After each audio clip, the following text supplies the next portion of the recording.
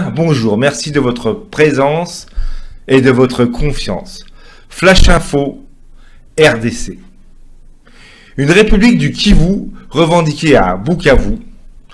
Selon plusieurs sources, la ville de Bukavu, Sud Kivu, s'est réveillée ce 1er juillet avec des drapeaux noirs, jaunes, bleus, proclamant une république du Kivu.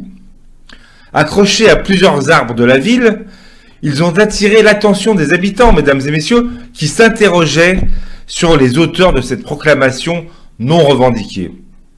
Jusque dans les années 90, le Kivu était, avec le Katanga et le Bas-Congo, aujourd'hui Congo central, la région la plus favorable au fédéralisme en raison du sentiment commun à ces trois régions moins pauvres que les autres.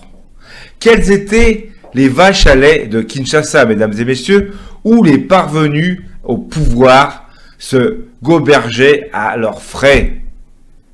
Les conflits armés qui se sont succédés à l'est du Congo ont fortement effacé ce sentiment automatisme, parce que les habitants avaient peur d'être avalés par les armées des pays voisins, Rwanda et Ouganda en tête.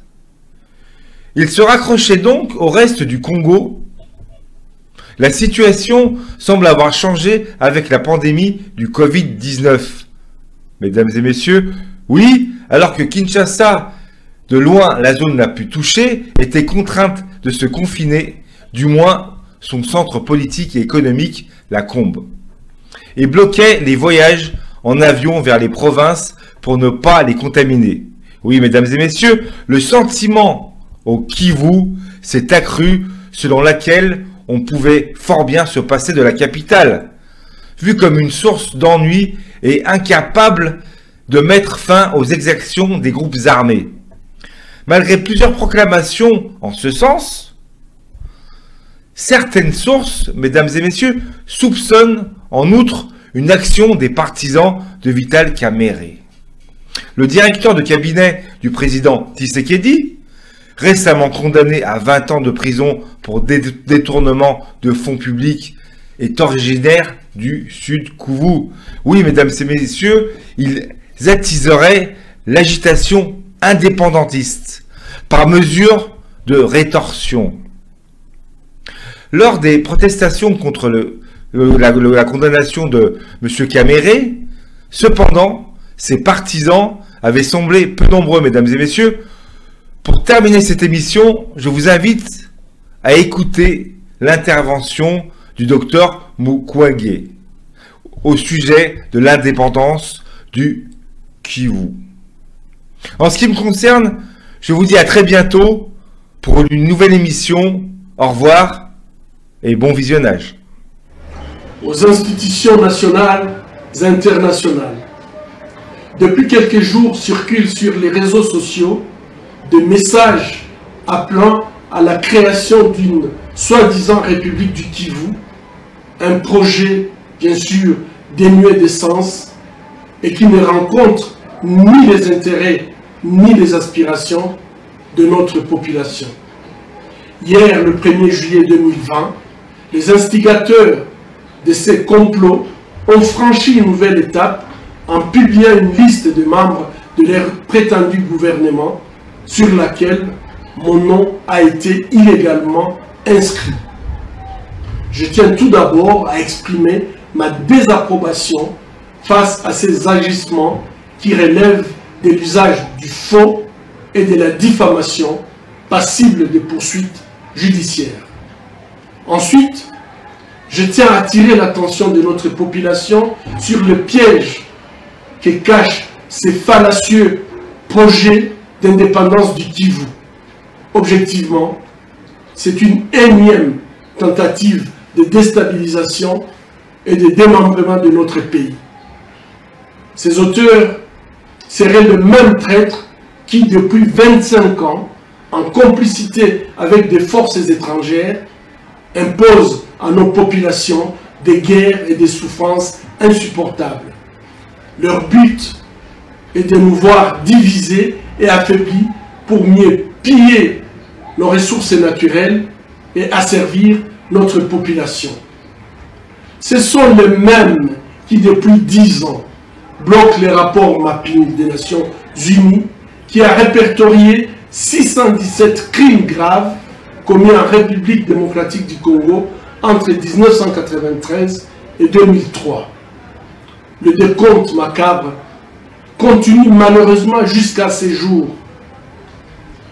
Certains peuvent être considérés comme constitutifs de génocide et nous rappelons que ces crimes les plus graves sont imprescriptibles.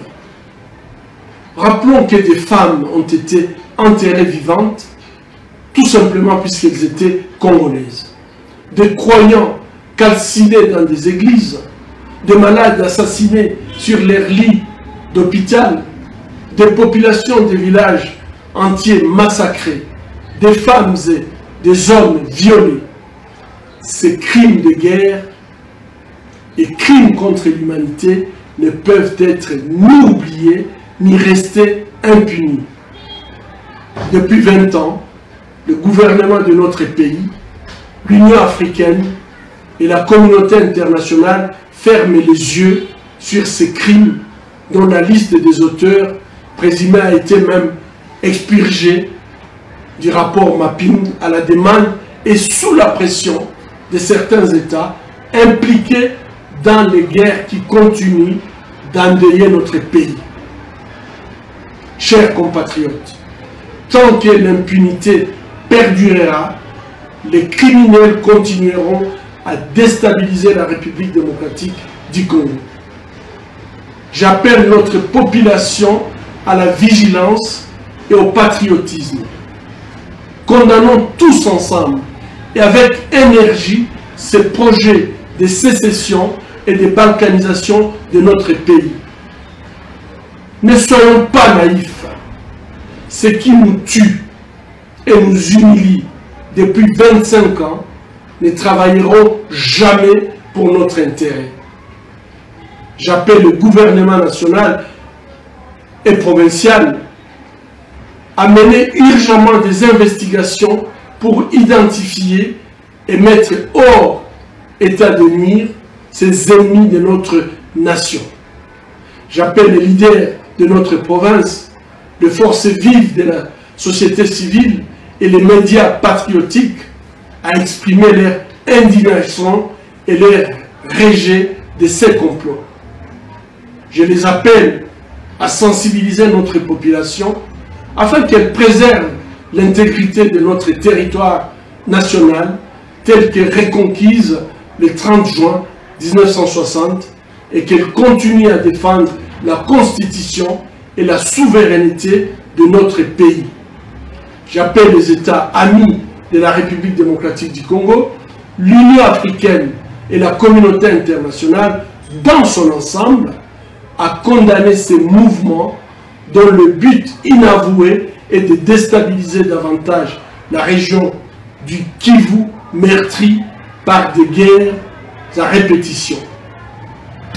J'appelle la justice congolaise et la justice internationale enfin d'œuvrer à l'établissement d'un tribunal pénal international pour le Congo et ou des chambres spécialisées mixtes pour poursuivre et condamner les auteurs des crimes commis au Congo depuis au moins 30 ans jusqu'à ces jours.